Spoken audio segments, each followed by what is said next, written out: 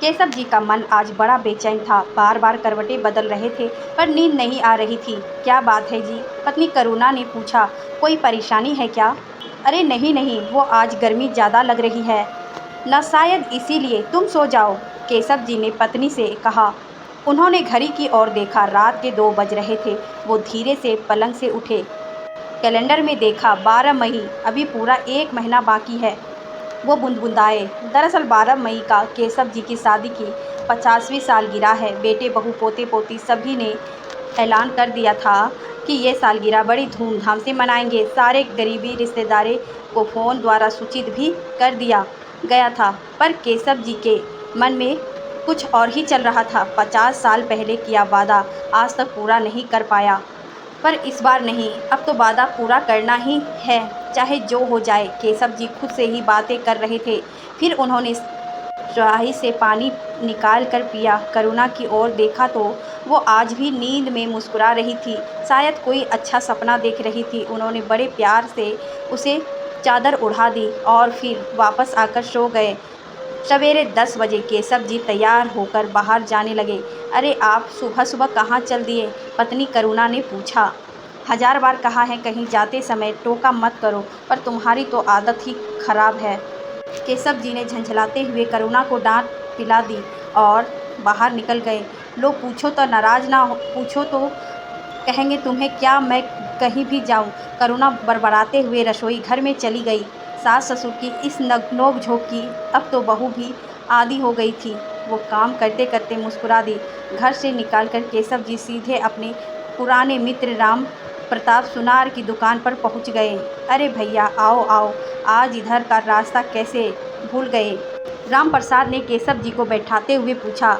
राम प्रताप उनका पारिवारिक मित्र और सुनार था। बेटे की शादी से लेकर कहीं लेन देन के सभी प्रकार के सोने चांदी के गहने वे उसी से बनवाते थे। केशव जी ने बैठकर पानी पिया, फिर अपनी जेब से एक लाल रंग की कांच की चूड़ी निकालकर टेबल पर रख दी। रामा, ये तेरी भाभी की चूड़ी है। इसी नाप की सोने की 4 चूड़ियाँ बनवाना चाहती हूँ।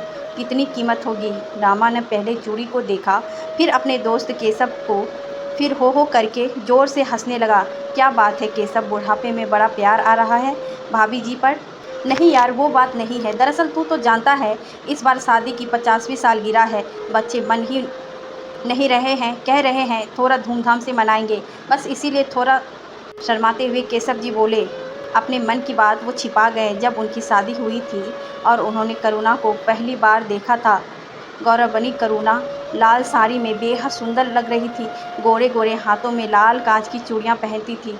करुणा, अगली शादी की सालगिरह पर मैं तुम्हें सोने की चूड़ियां बनवा दूंगा।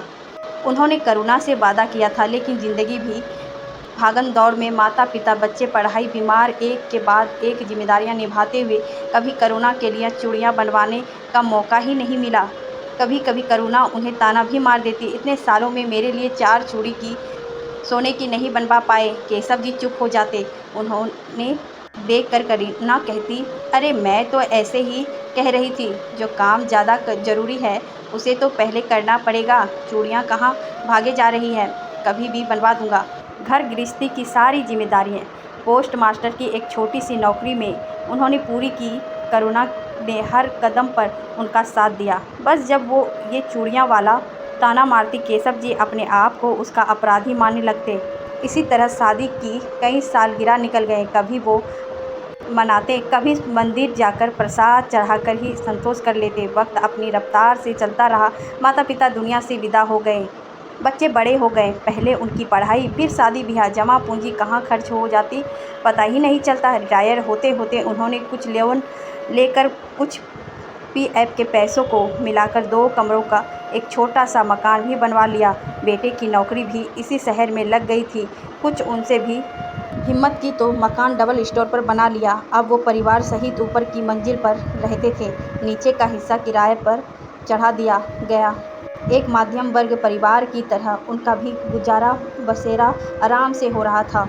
राम प्रसाद केशव जी से बोला, भैया तुम तो जानते हो आजकल सोने का भाव ज़रा तेज है, फिर भी तुमसे ज़्यादा थोड़े ही लूँगा। यही कोई 80-90 हज़ार रुपये में बना जाएगी 4 चूड़ियाँ। केशव जी ने सिर हिलाया। इतने खर्च अंदाज़ा था उन्हें। ठीक है, मैं कल प्रति 25% कल राशि दे आऊँगा। तुम 15-20 दिनों में तैयार कर देना। अच्छा, राम राम, चलता हूँ, कहकर केशव जी सीधे पोस्ट ऑफिस पहुँचे, जहाँ उन्होंने वर्षों पहले एक बचत खाता खोला था, जिसकी जानकारी करुणा को भी नहीं थी। प्रतिमा वह उसमें बचत करके रुपये जमा कर देते थे। अब वो रकम 1 लाख रुपये हो गई थी। उन्होंने 25,000 रुपये निकलवाए और राम प्रताप को देकर सीधे घर आ गए। देखते ही देखते 50वीं सालगिरह का दिन भी आ गया। घर सभी करीबी रिश्तेदारों से भरा गया। करुणा तो नई नवेली दुल्हन की तरह शर्मा रही थी। अरे, मैंने तो मना किया था जी जी, पर ये बेटा बहू माने ही नहीं, बस हंसकर अपनी ननद को बता रही थी। शाम को सब तैयार हो गए। सफ़ेद कुर्ते पजामे में केशव जी भी सज गए, सारे मेहमानों के साथ। उनका मित्र राम प्रताप सुनार भी आया था। पोते पोती ने माला उनके हाथ में देकर कहा, दादू दादी को माला पहनाइए। उन्होंने हंसते हुए करुणा को माला पहना दी। करुणा और भी शर्मा गई। अब आपकी बारी है दादी। बच्चे ने दादी से भी माला पहनवा दी। चारों ओर तालियां बजने लगी थी। तभी केशव जी ने राम प्रताप से एक डब्बा लिया, उसे खोला, फिर करुणा से बोले, लो भाई, जरा हाथ तो बढ़ाना। करुणा आश्चर्य से उन्हें देखने लगी। डब्बे में से 4 चूड़ियाँ निकाल कर उन्होंने करुणा के गोरे गोरे हाथों में पहना दी। अब मत कहना सोने की चूड़ियाँ नहीं पहनाए पाऊँ। दादू सो रोमांटिक। पोते पोती खुशी के मारे सीटियाँ बजाने लगे। तालियाँ की गड़गड़ाहट और तेज हो गई। लेकिन ये करुणा ने पूछना चाहा। उसने बेटे बहू की ओर देखा। नहीं माँ, हमारा कोई योगदान नहीं है। केशव जी ने करुणा का हाथ थामा और बड़े प्यार से बोला, वादा जो किया था देर से ही सही, निभा तो दिया। करुणा की आंखों से खुशी के आंसू टपक रहे थे और केशव जी के बच्चे के साथ मिलकर केक खा रहे थे।